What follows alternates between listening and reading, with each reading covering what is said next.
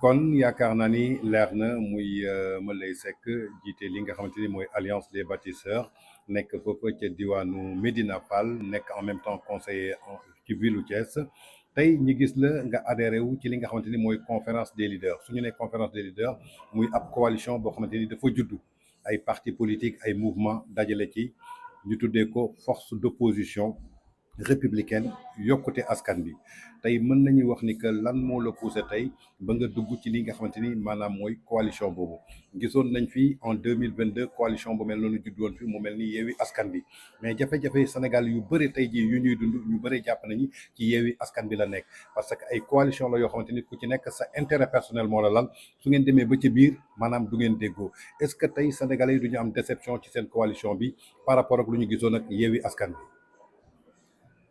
Ah non, parce que bokkuñu ay nit ñu leen jiite. Un. Deuxièmement, bokkuñu idéologie. Et troisièmement, bokkuñu ay bokkuñu vision. Idéologie et vision. Je m'explique. Ouais. La coalition Yewwi Askan Wi ñi ko jiitoo ñëpp xam nañ leen. Tey aujourd'hui dans la coalition Yokkute Askan Wi force républicaine des forces démocratiques du changement forces démocratiques républicaines ñi ko jiite je pense que c'est presque des gens inconnus du bataillon politique ou des bataillons des politiciens parce que tout le monde maintenant sait faire la différence entre un politique et un politicien je ne vais pas revenir sur la définition tout compte fait des personnes intègres des personnes engagées des personnes dévouées des personnes yoo xam ne Sénégal kese rek donc moo leen ñor ñoom ñoo constitué wu on ne peut plus baisser les bras. mais yeewi askan bi aussi yeewi askan bi tamit loolu lañ fa déggoon des personnes engagées bi nga xamante ni Sénégal rek moo leen ñoroon on avait vu leader du parti Pastef on avait vu des Khalifa Sall on avait vu ku ci mel ni ñoom Malick Gakou c'était des ténors connus du landerneau politique sénégalais te wut après sénégalais yi gis nañu fu mu mujj tey yéen seen voilà. Donc, vous avez donné la réponse. Ouais. Donc, ils n'étaient pas des gens comme Sénégal moo leen ñor. Parce qu'aujourd'hui fi ñu toll nii l'histoire nous a donné raison boo gisee ñu mel ni man bokkuñu ci woon wala ñu mel ni ñi nekk ci coalition Yokkute Askan Wi bokkuñu ci woon donc dañoo xamoon ni ñii mooy fi may classé les politiciens. mais Olof Ndiaye dafa ne ku ndóbin rey sa maam foo seen lu ñuul daw est-ce que loolu tey ak situation actuelle bi sénégalais yi di dund du tax sénégalais yi encore gën a ragalaat seen coalition bi ngeen teg muy conférence des leaders. Non, parce que au Sénégal, il y a ce qu'on appelle le discours et le parcours. Les gens en général s'attardent sur le discours. Dañuy xool pour mën a wax ki nga xam ne moo occupé l'espace politique. Comme on est en démocratie, malheureusement, l'autre disait que la démocratie, excusez-moi du terme, ça donne la voix aux idiots. Mais il y a du tout. Donc c'est pourquoi j'ai fait la distinction entre un politicien et un homme politique. ñun boo ñu xoolee individuellement ku ne nga jël ko. nga xam ne kii c'est un homme politique. Je donne l'exemple du juge Dème par exemple. Je donne l'exemple de Ben Diop. Je donne l'exemple de Diadji Ndiawar Diop qui est aux États-Unis. Je donne mon exemple. On n'a que des profils similaires comme ça. ñoo xam ne mosuñoo gérer dara ci état bi. wala lan gérer kenn mosu leen cee ŋaññi. ba pare ñoo xam ne mosuñoo nekk ci di théoriser. Comme li ñu indi aujourd'hui fii nii.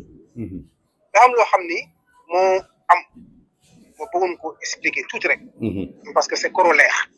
ñaari mbir parce que c'est corollaire xam naa ci question bi naa ko tontu en même temps. dafa am benn écrivain anglais.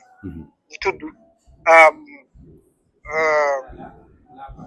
George Orwell. George Orwell dafa bind en 1945 benn livre bu tudd La ferme des animaux. rabu àll yi wala rab yi ci biir kër yi ñoom ñoo réunion mu am benn sage bu ñu wax sage l'ancien qui est un cochon maanaam mbaam xuux ni moom day rêvé benn société boo xam ni tout le monde serait égaux wala ferme boo xam ne ñëpp ñoo yem vraiment ñëpp ñoo yem animaux yëpp ñoo yem ñu parce que fermier bi qui s'appelait Mr Jones daf leen doon maltraité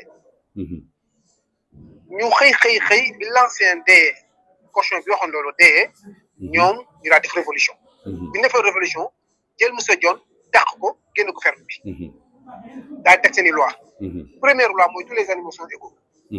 Deuxième loi mooy tous les animaux y a aucun animal qui porte des vêtements. Troisième loi ñu ni amul benn animal boo xam ni dina tëdd ci lal. Quatrième loi ñu ni animal du naan alcool. Cinquième loi ñu ni képp koo xam ne borom ñaari tànk la suñu ennemi la. Sixième loi ñu ni képp koo xam ne borom ñeenti tànk la suñu xarit la wala mu nekk suñu allié. ñu daal di teg bi ñu defee loolu ñaari cochon kenn ki mu ngi tudd Boule de Neige kenn ki tudd Napoléon ñoom ñaar ñuy diriger je sais pas yaa ngi may suivre Napoléon Boule de Neige ñoom ñooy diriger la nouvelle ferme. Napoléon nekk koo xam ne il est ambitieux ba pare manipulateur. Boule de Neige nekk quelqu'un d'intelligent ba pare sage dal. mais ñu dem ba ci digg ba Napoléon këf nguur gi téye ko teg un régime dictatorial.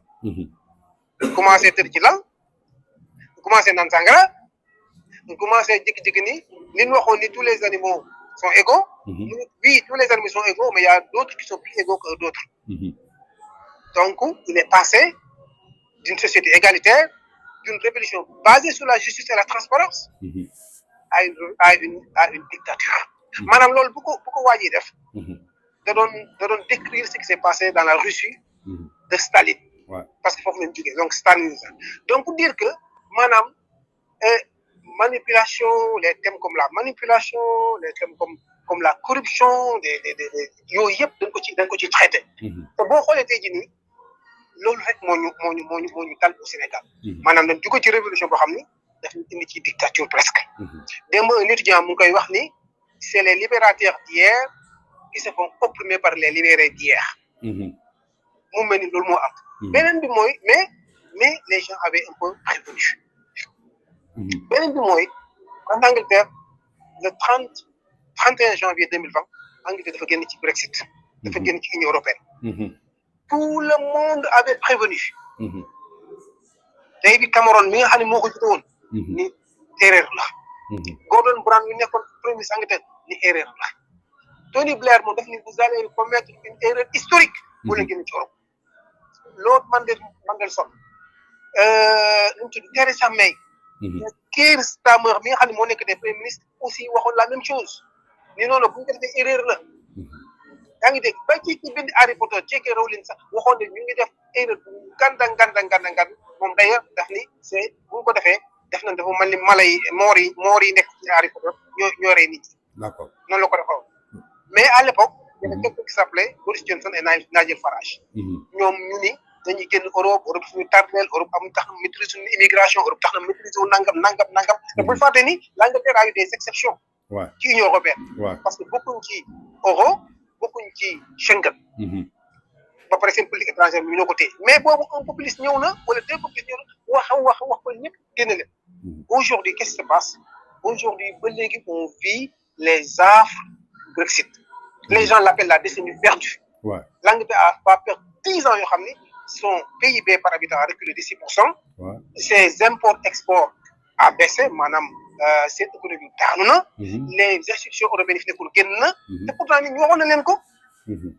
donc tey ba ñuy dem ci Yewwi Askan Wi. ñu bari jàppoon nañ ni Yewwi Askan Wi c'était nga jéggal ma une association de malfaiteurs. Et l'histoire aujourd'hui nous a donné raison. On se rappelle des audios de Barthélémy Dias entre Sonko, on se rappelle de ce qui sont dit, on se rappelle de la collaboration. lépp ñu ngi koy xalaat tey jii ña koy tamante dem y a pas de problème, c'est le problème. Pour dire que nit ñi nañuy xool profil yi. maanaam bu ñu xoolee coalition nañ xool benn par benn kan moo ne ci coalition bi. bu ñu demee étudier ban nit individuellement moo ne ci coalition bi ñu def la somme de ces personnes là dinañ ni coalition bi baax na ci réew mi wala baaxul ci réew mi. Maintenant on va vers là-bas et on laissera les Sénégalais juger mais tout compte fait jàpp naa ni coalition bi ma bokk muy yokkute askan wi. c'est une coalition intègre dem yoo xam ne Sénégal rek mbala ñor. D'accord ñu gis ni que coalition bi teg ngeen ko mais da ngeen xaar 2 ans après l'arrivée au régime de Pastef bi ñu nekkee ci bopp nguur bi par rapport à leur dérive ñu gis enjeu démocratique yi commencé reculer ñu gis ni que liberté d'expression ñu daal di ko fay dindi ñu gis ni que lépp lu jëm ci liberté de presse ñu daal di koy museler ñu nekk ci benn crise profonde ngeen soog a dajaloo pour def benn coalition pour taxaw ci loolu. Est-ce que tey dina yomb seen combat ngeen mën a atteindre seen objectif d'autant plus que ñu bari ci yéen ci ay leaders nekkuñu tey fii nga xamante ni tey jii maanaam mooy ci réew mi yow yaa ngi Angleterre Mohamed Ben Diop mi ngi fii France sànq yaa ngi may citer ki nga xamante ni mi ngi États-Unis donc est-ce que tey combat bi dina yomb parce que tey c'est la jeunesse ñoom ñoo war a porter seen espoir ci yéen ñi nga xamante ni yéen ay leaders yi est-ce que tey dina yomb tey yéen ngeen mën a convaincre la jeunesse sénégalaise parce que nekku leen sur le terrain. Ah oui, ce sera plus facile. Comment? Ce sera plus facile. Il y a un terme que les Américains disent souvent. Ils disent je vais faire un saut en politique. C'est un terme très nord-américain. C'est-à-dire, tu as accompli, tu t'es accompli, tu t'es fait tout seul, you are self-made man. Def nga li nga war a def yëpp nga ni tey damay dugg ci politique pour jàppale sama xeet. Xam nga ñi nga tudd ñëpp par exemple ñu dugg ci politique. demuñu pour am fa dara. Bon ñi ñu fal nii ñu ci bari bi ñu faloo dañuy door am kër ci lañ door am oto ci lañ door am terrain ci door am bien.